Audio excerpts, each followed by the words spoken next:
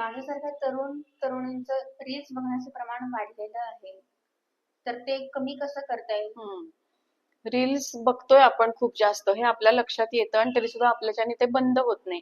त्याच्यावर एक एक्सरसाइज मी तुला सांगते फक्त, की आपण समजा 15 मिनिटं रील्स बघतोय आणि 15 मिनिटानंतर आपण मोबाईल ठेवायचा बाजूला आणि आठवायचं की मी 15 मिनिटं काय बघितलं, त्याच्यातलं मला काय आठवतंय आणि त्याच्यातलं मला उपयोगाचं काय आहे.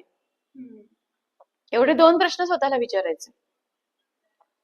मग लक्षात येईल की आपल्याला काय आठवतंय आणि आपल्या उपयोगाचं काय आहे. तर काही नसतं त्याच्यामध्ये आपल्या उपयोगाचं. गरजेचं नाहीये. एक्झॅक्टली.